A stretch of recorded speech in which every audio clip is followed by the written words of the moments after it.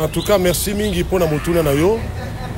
Toye lelo to bengisi ba mobilisateur pambate ou to ba pesi biso mosala oyo na mokonzi ki basa maliba o to kozongisa lelo oyo matondo bisika azali et puis na maman secrétaire général oyo andimi to sala na mosala oyo to kozongisa matondo réunion ya yambo toye ko bengisa na ino ba mobilisateur et ça lokola lingomba to yo église église oyo ezangi ba évangéliste ezali église ya kokufa parti politique oyo ezangi ba mobilisateur ezali parti politique ya kokufa nde tobengi bango pona bokutani baya tokutana toyebana bongo tobongisa na mikolo koya nini esengi tosala parce que mboka na biso esengi ba mobilisateur bazala.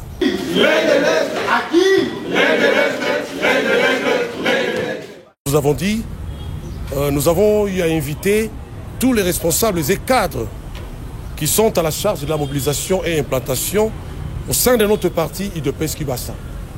Et je profite de cette occasion pour réitérer mes sincères remerciements à son Excellence Augustin Kibasa Maliba, qui a encore donné cette confiance à moi, à la personne de Moukwe Dieudonné-Moba, pour s'occuper de cette charge qui est la mobilisation et l'implantation de ces grands partis politiques.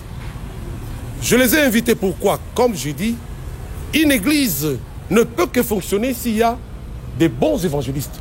Alors un parti politique ne pourra bien fonctionner s'il y a aussi des très bons mobilisateurs. Donc aujourd'hui c'était une journée de rencontre, donc une journée d'échange auquel on a pris juste une partie d'échange et par après nous allons organiser des grandes activités pour faire voir comment la mobilisation fonctionne. Donc c'est presque juste là et je dis je vous remercie, merci.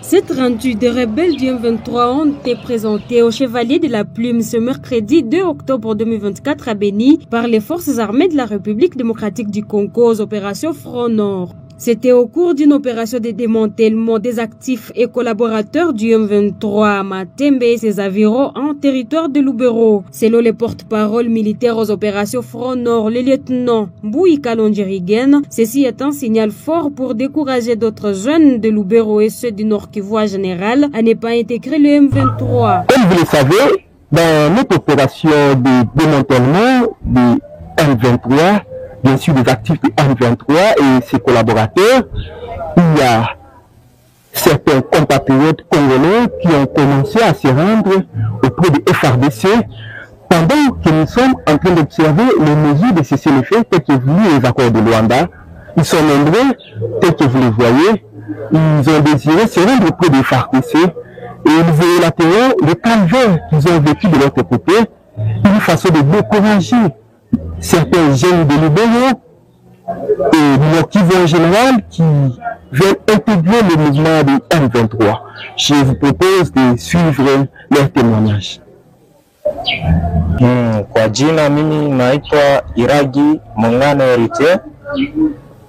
Niliingia kwa jeshi ya M23 kutokea Bukavu kujirekrute Mushaki.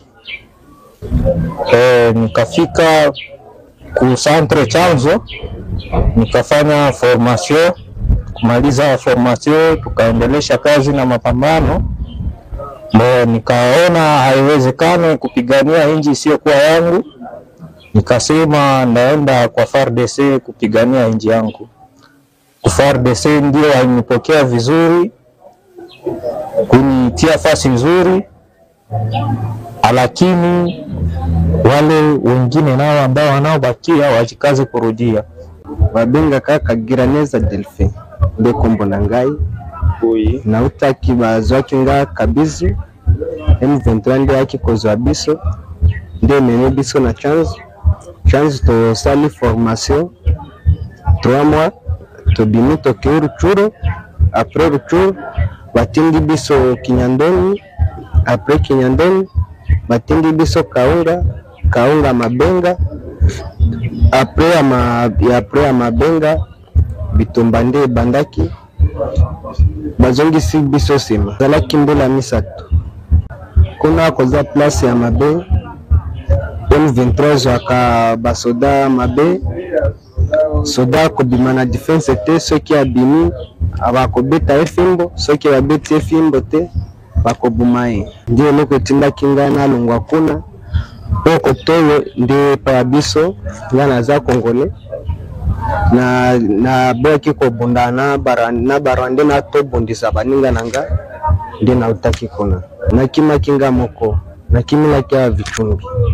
Déterminé à défendre la patrie et à récupérer d'autres espaces conquis par le RDF M23, les FARDC ont bouché toutes les voies lacunières permettant jadis la progression de l'ennemi vers d'autres agglomérations. Dès lors, les rendus devront suivre le processus de PDD-RCS. Rappelons que les opérations Front Nord sont dirigées par le sous-chef d'état-major des FARDC chargé des opérations, le général-major Chico Chitambo Jérôme.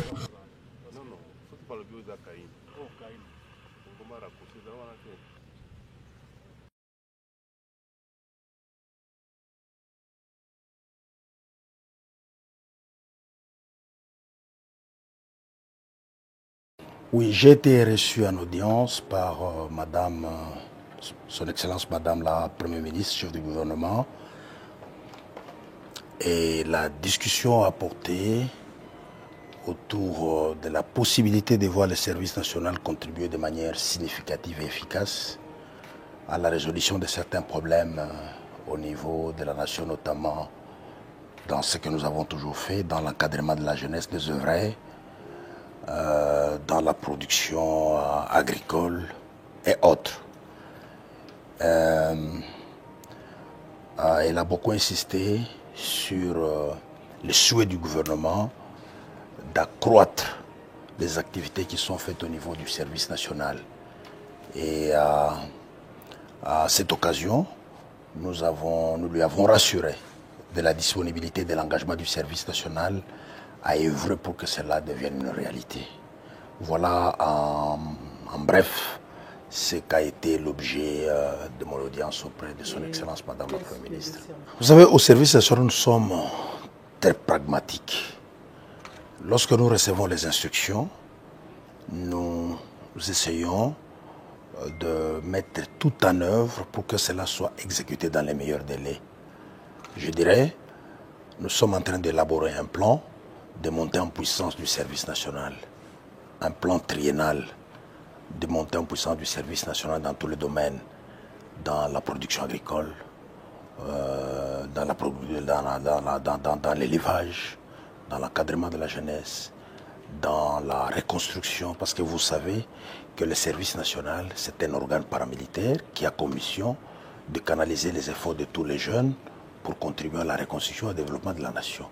On ne se limite pas qu'à l'agriculture, à l'élevage, ou encore, vous savez, il faut encadrer tous ces jeunes pour les canaliser, les amener à contribuer à la reconstruction et au développement du pays. Il faut le préparer, il faut le former au métier, mais en plus de ça, il faut leur donner du travail, qu'ils passent au concret, qu'ils construisent des hôpitaux, qu'ils fassent les travaux de cantonnage manuel, qu'ils produisent la nourriture, qu'ils fassent l'élevage, ainsi de suite, en créant ou en mettant en eux encore un esprit poussé de patriotisme.